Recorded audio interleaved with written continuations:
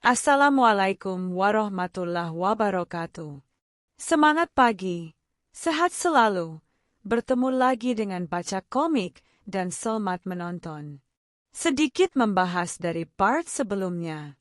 Ketika Zaofan ingin berlalu pergi dari lokasi, tiba-tiba saja ia merasakan sakit di dadanya. Zaofan berhenti di tanah dan bergumam, apakah ini efek dari latihanku tadi? Apakah sihirku tidak cocok? Apakah tubuh bocah ini tidak cocok untuk berkultivasi? Haeha, bocah ini sampah. Kemudian Zaofan duduk bersilah dan memeriksa tubuhnya, mencari tahu apa yang salah, sembari bergumam, jantungnya normal, berfungsi dengan baik, meridiannya normal, napas normal, semuanya normal. Terus apa? Apa yang salah sebenarnya? Kenapa dadaku terasa sakit? Ketika Zaofan mengingat kejadian sebelumnya. Apa itu? Setelah aku melihat wajah Nona Luo, sakitnya menjadi hilang. Sebaliknya ketika aku meninggalkannya, dada ini sangat menyakitkan. Ini adalah sihir hati, ujar Zaofan setelah menganalisis apa yang sebenarnya terjadi. Bagi para praktisi, jika mereka terkena sihir hati, itu sama saja terkena kutukan. Tidak bisa leluasa melakukan sesuai kehendak hati mereka. Jika mereka melanggar, mereka akan mati. Gumam Zaofan dalam hati. Baiklah, pertama-tama mari gabungkan memori atau ingatan dari bocah ini, dan lihat sihir macam apa ini. Ayahmu telah berkorban untuk keluarga Luoku, kami tidak akan memperlakukanmu dengan buruk. Mulai sekarang keluarga Luo adalah rumahmu. Jangan menindas Zaofan. Dia adalah bagian dari keluarga Luoku, ucap Nona dari keluarga Luo, yang melindungi Zaofan yang akan dibuli oleh seorang bocah lainnya. Tidak, Nona, saya tidak bermaksud seperti itu. Jawab dari bocah itu untuk membela dirinya sendiri. Kemudian setelahnya, terlihat Zaofan kecil yang meminta ke seorang penjaga. Dan berkata, penjaga Pang, ajari aku latihan, aku ingin menjadi penjaga juga. Bocah, kamu masih terlalu lemah untuk menjadi penjaga, ini masih terlalu dini, tapi aku akan mengajarimu keterampilan dasarnya. Jawab penjaga Pang.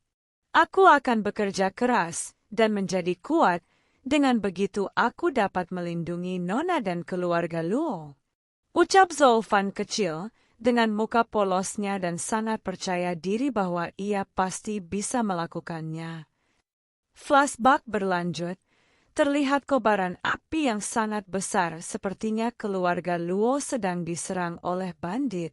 Zaofan yang sedang terluka dan berbaring di pangkuan dari Nona Luo. Noan Luo pun berkata, Zaofan, bertahanlah. Nona, cepat larilah bersama Tuan Muda. Ucap Zaofan kepada Nona Luo, sembari terus berkata, aku membenci diriku yang lemah ini. Aku tidak bisa melindungi keluarga Luo. Sing, berpindah kembali di waktu normal. Terlihat Zaofan yang sangat marah dan kesal sembari menggenggam tangannya dengan erat. Ternyata ia bertekad melayani keluarga Luo dan menjaga Nona Luo Jia. Jadi selama aku melanggarnya, tubuh ini akan memicu sihir hati sial. Mengapa persyaratnya seperti ini? Apakah aku harus menjadi budak orang lain seumur hidupku? Bahkan membunuh orang lebih baik daripada menjadi budak. Aku adalah kaisar sihir dari Tanah Kudus dan sekarang aku akan melayani keluarga kecil. Gumam Zaofan. Sialan! Ucap Zaofan sembari memukul pohon hingga pohon itu pun roboh. Hei, siapa di sana? Cepat keluar! Teriak seorang bandit yang berambut mohak yang mendengar keributan. Apakah itu bantuan kita, ucap seseorang dari keluarga Luo? Tidak, tidak mungkin mereka datang secepat itu, ucap penjaga keluarga Luo yang berada di samping Nona Luo. Benar saja tak lama kemudian terlihat langkah kaki seseorang keluar dari semak-semak. Benar saja ternyata yang datang adalah Zolfan. Nona mengenai seni bela diri spiritual. Apa salahnya diberikan kepada mereka? Aku tidak ingin kehilangan nyawa Nona dan itu akan menjadi kerugian yang besar bagi keluarga Luo. Ucap Zaofan, yang baru saja datang. Zaofan, apakah itu kau? Aku pikir kau sudah. Ucap Nona keluarga Luo Jia, yang melihat Zaofan yang datang. Adalah suatu keajaiban besar aku masih bertahan hidup. Ucap Zolfan menjawab Nona Luo Jia. Yang paling lemah di antara para bandit itu, berada di lapisan ke-6. Terutama San Guanjia yang memiliki ki lebih besar di antara mereka, gumam Zolfan melihat para bandit-bandit. Hahaha, tawa dari para bandit-bandit yang mengejek, sedangkan Pak Guanjia berkata, "Hei, siapa itu? Bukankah dia berani berbicara di sini?"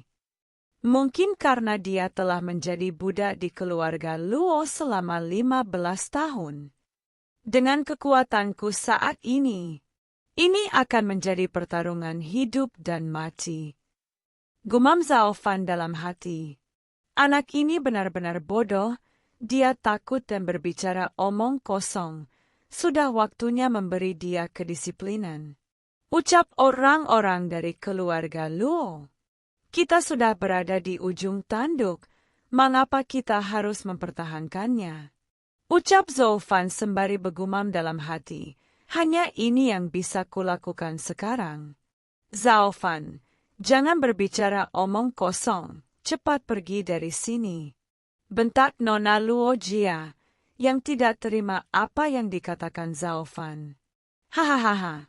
Dari dulu Nona sangat baik, bahkan di situasi seperti ini mencoba menyelamatkan seorang budak. Ucap San Guanjia. San Guanjia, bisakah kau membiarkan dia pergi? Pinta Nona Luo Jia kepada San Guanjia. Hahaha. San Guanjia tertawa dan berkata, itu tidak mungkin Nona.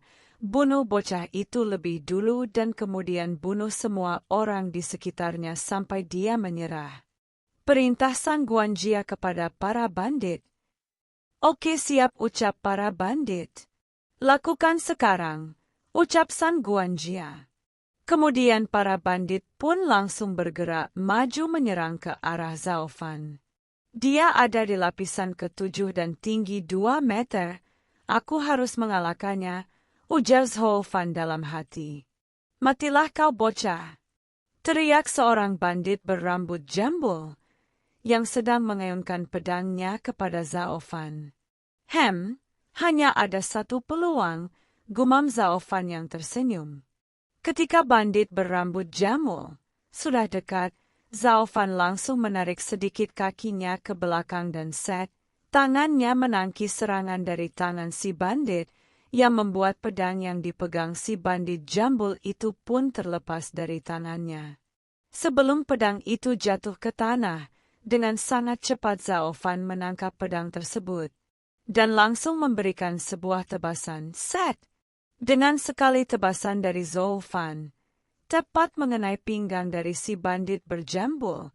Sontak saja semua orang yang berada di sana langsung terkejut seakan tak percaya apa ucap semua orang.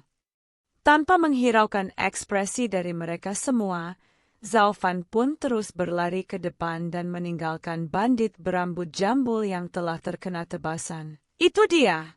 Aku harus menjaga kehidupan kedua orang ini, benar-benar merepotkan, gumam Zaofan dalam hati, sembari terus berlari mendekati Putih Luo Jia dan Tuan Muda. Sembari menangkap mereka berdua dan berlari menjauhi medan yang mengancam Tuan Putri dan Tuan Muda Luo. Bocah itu lari, cepat kejar dia, ucap bandit-bandit. Sedangkan bandit yang berambut jambul yang telah terkena tebasan dari Zaofan pun berkata, tolong aku. Hentikan mereka, jangan biarkan mereka mengejar Nona. Ucap salah satu pelayan keluarga Luo, Yang dijawab oleh pelayan keluarga Luo yang lainnya. Baik, teriak mereka. Terlihat San Guanjia, yang sangat kesal dan marah melihat aksi dari Zhao Fan yang telah membawa kabur Tuan Putri dan Tuan Muda keluarga Luo. Ia pun berkata, bocah sialan itu berani sekali menghancurkan rencana besarku. Aku tidak akan membiarkannya lolos. Ketika aku menangkapnya, aku akan menghancurkan tulang-tulangnya dan membiarkannya mati. Tanpa menghiraukan yang lainnya, Zhao Fan terus berlari sembari membawa Tuan Putri dan Tuan Muda. Yap, akankah Zhao Fan akan berhasil menyelamatkan Nona dan Tuan Muda keluarga Luo? Atau malah Zhao Fan akan tertangkap mereka? Kita lanjutkan ceritanya lagi besok. Terima kasih telah menonton, dan sampai jumpa kembali besok. Bye.